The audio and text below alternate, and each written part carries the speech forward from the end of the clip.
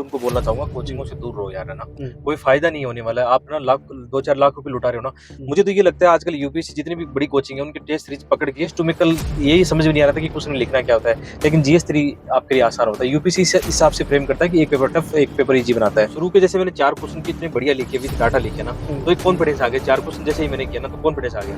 और 4 के बाद तुरंत स्किप किया बड़े वाले क्वेश्चन को। जैसे हम यहाँ पे क्वेश्चन देखें तो इसमें इकोनॉमी का वेटेज ज़्यादा है। और इकोनॉमी में आप ये टेंशन मत लेना कि जो प्रीलिम्स में इकोनॉमी आती है वैसी इकोनॉमी यहाँ पे आती है। यहाँ पर प्रैक्टिकल इकोनॉमी आती है। तो इसके लिए बहुत ज़्यादा आप so hi everyone, welcome to Studency. Finally आज दिन तीसरा है यूपीएससी मेंस का। मेरे साथ हैं धर्मेंद्र जाखड़ सर, जो कि सीरीज चल रही है सर की। इसमें सर का पेपर कैसा हुआ, उनके थॉट प्रोसेस क्या थे, मेंस के लिए कैसे प्रिपेयर कर रहे हैं, ये जो उतार चढ़ाव थे सर के, वो सारी चीजें इसमें डिस्कस हो रही हैं ताकि आपको एक अलग इंसाइट मिल पाए। आज का पेपर जो है यूपीएससी एस्पिरेंट के लिए सबसे लेंदी मानते हैं बच्चे। तो जानते हैं कि आज का पेपर जो था सर ने उसे कैसे टैकल किया। तो सर, कैसा रहा पेपर आज का? थैंक यू विकास। और आज का पेपर वैसे मेरे लिए बहुत अच्छा रहा। मतलब अभी तक ओके। जो 3 पेपर जीएस के हुए हैं उनमें हुँ, सबसे पहले टाइम पे और टू द पॉइंट अच्छा लिखा गया है। इसके पीछे रीज़न ये था कि जैसे जो जीएस-3 है हुँ, उसके अंदर जो क्वेश्चन इस बार पूछे हैं या पहले भी पूछे जाते थे, एकदम सपाट पूछे जाते हैं, हुँ, जिसका कंटेंट हमारे पास ऑलरेडी रहता है। तो जीएस-3 जैसे मैं अपना तैयार करके आया था, जो मैंने यूट्यूब पे भी फ्री में पढ़ाया है, जीएस-3 के ये सारे टॉपिक पढ़ाए हैं, हुँ, even internal security, disaster management, ये क्वेश्चन उसी रेंज में है। जो ऑलरेडी हमारे नोट्स से बच्चे चाहे तो चेक कर सकते हैं। जीएस-3 का जो पेपर है, हुँ, जो ऑलरेडी मैं यूट्यूब पे या उनको जो नोट्स दे चुका हूँ, हैंड रिटन नोट्स, हुँ। उससे बाहर नहीं है। थोड़ा बहुत करंट ऐड कर लो बस। इसलिए मेरे लिए ये आसान रहा। ओके, पिछले अगर प्रीवियस ईयर को देखें, तो कितना साल अगर हम करते हैं तो थीम समझ में आ रही है। सबसे इम्पोर्टेंट बात ये है, मैंने पूरा ये देखा है, जैसे कल वाले पेपर भी देखे, आज भी देखे या पहले के पेपर देखे हैं। हुँ, यदि हम थीम एनालिसिस पर अपनी तैयारी करते हैं, हुँ, तो तैयारी आसान है। मैं आज भी जो न्यू एस्पिरेंट है उनको बोलना चाहूँगा, हुँ, कोचिंगों से दूर रहो यार, है ना? हुँ, कोई फ़ायदा नहीं होने वाला है। आप ना लाख 2-4 लाख रुपए लुटा रहे हो ना। हुँ, मुझे तो ये लगता है आजकल यूपीएससी जितनी भी बड़ी कोचिंग है, उनकी टेस्ट सीरीज़ पकड़ के हुँ। ये देख रही है कि ये क्वेश्चन तो हमें नहीं देना है। मैंने ये देखा है, अच्छा। क्योंकि मैं भी अपनी तैयारी अभी कर रहा था, कई कोचिंगों के मॉडल आंसर टेस्ट वगैरह लाया था, कुछ टेस्ट हुँ, लगाए थे। तो उनको यदि हम तैयारी का आधार बनाते हैं, तो आपका नुकसान हो सकता है, वो बाद में लगा लेना। पहले क्या करना है, पहली प्राथमिकता होती है पीवाईक्यू की थीम एनालिसिस करो। और मैं जैसे बार-बार बोलता हूँ कि आपको जल वाला है, हुँ, जल का क्वेश्चन आएगा। एक शहरी बाढ़ का बच्चों को मैं इतनी बार बता चुका हूँ, ये चौथी बार रिपीट हुआ है ये क्वेश्चन। हुँ, बच्चे ये सोचते हैं रिपीट नहीं होता है, बहुत सारे क्वेश्चन रिपीट होते हैं। एक कुपोषण का और खाद्य सुरक्षा का है। ये हमारी थीम है, पकड़ कैसे समझ में आएगी कि जैसे फूड की थीम है, हुँ। गरीबी की एक थीम होती है, बेरोज़गारी की, कुपोषण की, जल की, फॉरेस्ट की, हुँ। जलवायु की, ये थीम होती है, उनके बेस पर क्वेश्चन बनते हैं। ओके, सर एग्ज़ाम हॉल में ये जो पेपर था, कई पार्ट में है सर एक्चुअली हाँ, इकोनॉमिक्स वाले में आपका एनवायरनमेंट, हाँ। डिज़ास्टर मैनेजमेंट, सिक्योरिटी, आपका दिमाग हर बार शिफ्ट करना अलग-अलग सब्जेक्ट हाँ, हाँ, हाँ। ओरिएंटेड, ये कैसे फ्रेम किया आपने? मतलब ये एक चैलेंज तो होता है, नो हुँ, डाउट, इसमें कोई शक नहीं है। कि आप फ्लो में हैं हाँ, फिर फ्लो में। दूसरे सिलेबस बट में हैं। जैसे शुरुआती जो क्वेश्चन शुरू किए थे, जैसे इकोनॉमी के क्वेश्चन थे, थोड़े ईज़ी आ गए थे। हुँ, एग्रीकल्चर, खाद्य सुरक्षा, ये टॉपिक जो ईज़ी आ गए थे। तो हुँ, शुरू के जैसे मैंने 4 क्वेश्चन की इतने बढ़िया लिखे विद डाटा लिखे ना, हुँ, तो एक कॉन्फिडेंस आ गया। 4 क्वेश्चन जैसे ही मैंने किया ना, तो कॉन्फिडेंस आ गया। हुँ, और 4 के बाद में तुरंत स्किप किया बड़े वाले क्वेश्चनों पर। यही स्ट्रेटेजी होनी चाहिए हमारी। हुँ, मतलब एक्चुअल में जो न्यू एस्पिरेंट है उसको भी पता होना चाहिए कि जब हम क्वेश्चन अटेम्प्ट लेते हैं, तो शुरू के 2-3 क्वेश्चन अटेम्प्ट ले लो। उसके बाद में जो बड़े वाले क्वेश्चन है उनको अटेम्प्ट पहले लेना चाहिए, हुँ, ताकि आपका कोई कोई क्वेश्चन छूटे नहीं। अदरवाइज़ ये होगा, बड़ा वाला क्वेश्चन छूट जाएगा लास्ट में, जब घबराहट रहती है। हुँ, लास्ट में आधी घंटा जब बचता है, बहुत ज़्यादा घबराहट और दिल की धड़कनें बढ़ती है। अभी हुँ। तक देखो आप, मेरे शरीर में कंपन हो रहा है, जो अभी सर फिर टेस्ट काफ़ी देके आए थके हैं। हुए हैं। हाँ, अभी और जी हाथ बोलिए। मतलब अभी तो बहुत इतने बोलते हैं ना, सूज चुके हैं कि नेक्स्ट पेपर में क्या होगा। लेकिन यहाँ एक हो मतलब जाएगा। होता है ना, आंतरिक एक शक्ति आती है यार, कि जो होगा देखा जाएगा। पूरे एफर्ट अपनी तरफ से लगाने, कोई कमी नहीं छोड़नी। सर क्या आप मानते हैं कि इस पूरे पेपर में सबसे ज़्यादा करंट अफ़ेयर का रोल जिसमें अगर तो इसमें है और कितने साल तक का है? बिल्कुल है ना। देखो, मेंस की एग्ज़ाम को लेकर करंट अफ़ेयर बहुत ज़्यादा एक बड़ा रोल निभाएगा आपके, चाहे हुँ, जीएस 1 में हो, जहाँ पर स्टैटिक टॉपिक है। हुँ, ज इस उसके अलावा जैसे चलो हिस्ट्री स्टैटिक टॉपिक है, लेकिन उसके अंदर भी आर्ट एंड कल्चर में करंट आ सकता है। हुँ, और जैसे जीएस 1 में सोसाइटी है, जीएस 2 तो पूरा करंट अफ़ेयर को कवर करता है, जीएस 3 भी करंट अफ़ेयर को कवर करता है। हुँ। मैं ओवरऑल इसको मानूँ तो 70-80% करंट अफ़ेयर का मेंस में रोल होता है, क्योंकि सारे-सारे एग्ज़ाम्पल, डाटा ये हम कहाँ से निकालते हैं? न्यूज़पेपर या करंट मैगज़ीन से निकालते हैं। ये कितने साल तक पीछे गया था करंट मतलब अफ़ेयर? देखो, डेढ़ करंट अफ़ेयर ऐसा नहीं है कि हम कितना कवर करें, मतलब डेढ़ साल का चलो कवर कर लेते हैं, उससे हाँ। टॉपिक कवर हो जाते हैं आपके, कई बार हुँ, डायरेक्ट हुँ, क्वेश्चन आ जाते हैं। हुँ, बट है ना, करंट अफ़ेयर इसलिए भी देखना होता है कि हमें बहुत सारे एग्ज़ाम्पल चाहिए होते हैं। हुँ, कोई भी आप क्वेश्चन लिख रहे हो, उसमें नए-नए एग्ज़ाम्पल, नए-नए डाटा लिखोगे, हुँ, नई-नई केस स्टडी लिखोगे, तो वो हुँ। करंट अफ़ेयर से ही तो निकालोगे ना आप।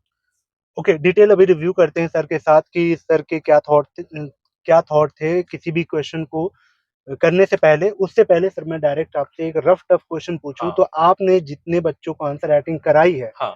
जिस तरीके से बच्चों को अप्रोच किया है, हाँ। उसमें से कुछ क्वेश्चन आए थे जो आपने कराया? कुछ नहीं, बहुत कुछ सुना है। ये तो जैसे? बच्चे खुद इस वीडियो पे कमेंट करेंगे जो देखते हैं। यूट्यूब हाँ। पर मैंने ये पढ़ाया ना, हुँ, मैंने यूट्यूब पे इकोनॉमी एग्रीकल्चर पढ़ा रखा है, हुँ, डिजास्टर मैनेजमेंट, इंटरनल सिक्योरिटी है ना। हुँ, ये सारे topic free of cost YouTube पे पढ़ा रखी है, पूरी सीरीज विद हैंड रिटन हुँ, नोट्स के साथ में। तो बच्चे मैच कर ले एक बार, जो हुँ। हमने पढ़ा है वहीं से है, बस करंट अपडेट करना होगा उसमें और आपका काम बन जाएगा। यूट्यूब लिंक डिस्क्रिप्शन में है, आप हुँ। जाके सर के जो भी क्लासेस हैं, जो भी बैचेज़ हैं, तो सारी चीज़ें आपको लिंक में डिस्क्रिप्शन में मिल जाएगी लिंक। तो चलिए एक-एक करके रिव्यू करते हैं अगर कुछ सर कहना चाहते हैं।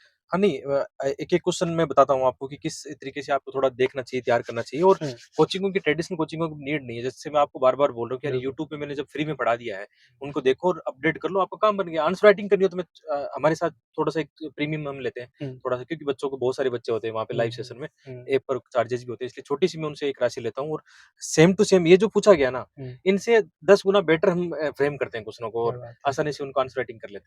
और ठीक। मुझे इसी का फ़ायदा मिला है। एक्चुअल में मुझे बच्चों का ज़्यादा फ़ायदा मिला है। बच्चों का जो अनुशासन था ना, हुँ, उसने ही मुझे मोटिवेट किया कि मैं अपनी आंसर राइटिंग करता रहूँ समय-समय पर। ठीक है सर, फिर एनालिसिस कर लेते हैं बिल्कुल, क्वेश्चन जैसे का। हम यहाँ पे क्वेश्चन देखें तो इसमें इकोनॉमी का वेटेज ज़्यादा है और इकोनॉमी में आप ये टेंशन मत लेना कि जो प्रीलिम्स में इकोनॉमी आती है वैसी इकोनॉमी यहाँ पे आती है। यहाँ पर प्रैक्टिकल इकोनॉमी आती है।